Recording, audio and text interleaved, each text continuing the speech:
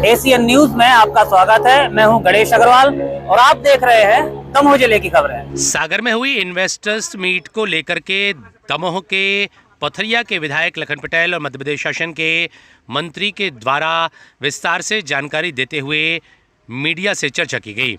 लखन पटेल दमोह पहुंचे और उन्होंने इस इन्वेस्टर्स मीट में हटा क्षेत्र में ओएनजीसी और सीमेंट फैक्ट्री शुरू करने के मामले में विस्तार से जानकारी दी। उन्होंने कहा कि करीब 4 से 5 हज़ार करोड़ रुपए का इन्वेस्टमेंट जिले में होगा, जिसके लिए उन्होंने मुख्यमंत्री का धन्यवाद ज्ञापित किया। इसके साथ ही उन्होंने दमोह जिले की नदियों को प्रदेश के अंदर ही जोड़े जाने के फॉर्मूले पर भी अपनी बात कही। उन्होंने कहा कि नर्मदा नदी को सुनार और कोपरा से जोड़े जाने की बात मुख्यमंत्री जी ने कही है। ऐसे में न केवल क्षेत्र के लोगों को फ़ायदा होगा बल्कि पूरे प्रदेश में इस तरह से नदियों को जोड़े जाने से लोगों को काफ़ी फ़ायदा होगा, क्योंकि अभी तक प्रदेश स्तर पर नदियों को जोड़े जाने की कार्ययोजना पर काम चल रहा था, तो वहीं प्रदेश के अंदर भी अब नदियों को जोड़े जाने की कार्य योजना पर कार्य किया जाएगा, जिससे काफ़ी ज़्यादा लाभ होगा।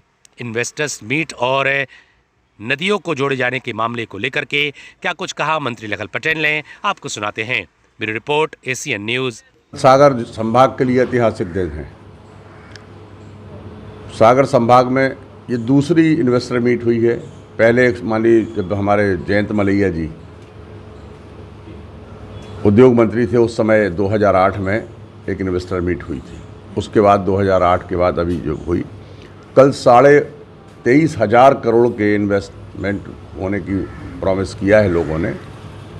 और दमोह जिले के लिए दो बड़ी एक तो ओएनजीसी का प्लेटफॉर्म जो हमको हटा के आसपास मिला है, कुछ बटियागढ़ का हिस्सा है, कुछ हटा का हिस्सा है, उसमें बहुत अपार संभावना है गैस की।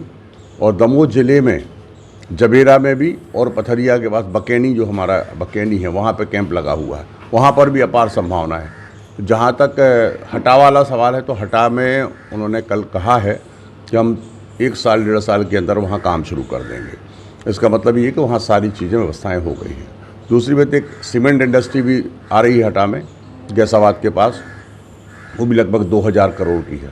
अगर हम इसको माने तो 4 से 5,000 करोड़ की जो इंडस्ट्रीज लग रही हैं दमोह में, वो दमोह का दिशा और दशा दोनों बदलने का काम करेगी।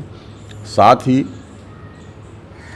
जो इससे रोज़गार मिलेगा लोगों को, वो भी लगभग 4 से 5,000 लोगों को रोज़गार मिलेगा। तो मुझे लगता है दमोह के लिए बड़ी सौगात है। और भी 2 इंडस्ट्री आना थी, लेकिन किन्हीं कारणों से वो उसमें शामिल नहीं हो पाए। लेकिन मेरी उनसे लगातार बात चल रही है, जो यहाँ पर इंडस्ट्री लगाने में इंटरेस्टेड है। तो मुझे लगता है कल जो इन्वेस्टर मीट हुई है, वो पूरे संभाग के लिए मील का पत्थर साबित होगी। साथ ही कल माननीय मुख्यमंत्री जी ने जो कहा है, वो और बड़ी बात है कि हमारे नदी से नदी जोड़ने की, अब राज्य के अंदर की, अभी तक एक राज्य से दूसरे राज्य में नदी से नदी जोड़ने की बात थी। अब उन्होंने कहा है कि हम प्रदेश के अंदर भी जो नदी के आपस में जोड़ने की बात उन्होंने कही है। उससे मुझे लगता है जो हमारा सपना है नर्मदा नदी को कोपरा सुनार में जोड़ना, वो सपना बहुत जल्दी पूरा हो सकेगा। क्योंकि जब हमारे राज्य के अंदर की नदियाँ जोड़ने की बात होगी, तो निश्चित रूप से ये बहुत महत्वाकांक्षी योजना है। और इसके साथ साथ बुंदेलखंड का पूरा नक्शा बदल जाएगा। जैसे आप सबको जानकारी है कि 12वां पर जो उनने कहा था, हमने निवेदन किए, मेरे एक छोटे से निवेदन पर उनने तुरंत सहमति दी और 12वां पर बड़ा डैम बना करके लगभग 4 लाख हेक्टेयर में सिंचाई के लिए जो उन्होंने कहा, तो मुझे लगता है दमोह जिला तो पूरा हो ही जाएगा। और उसके अलावा हमारे पास कम से कम 1 से 1.5 लाख हेक्टेयर के लिए पानी और बचेगा, तो हम किसी दूसरे ज़िले को भी वो पानी दे सकेंगे।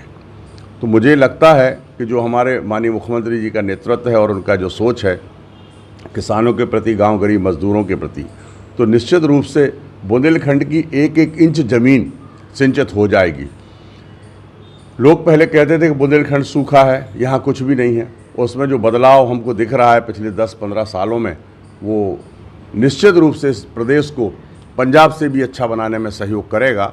और मैं आपके माध्यम से भी माननीय मुख्यमंत्री जी का धन्यवाद करना चाहता हूँ, उन उद्योगपतियों का भी स्वागत करना चाहता हूँ जिन्होंने बुंदेलखंड में अपना इन्वेस्ट करने की सोची। उनका बहुत बहुत धन्यवाद और आप सबको भी बहुत बहुत बधाई।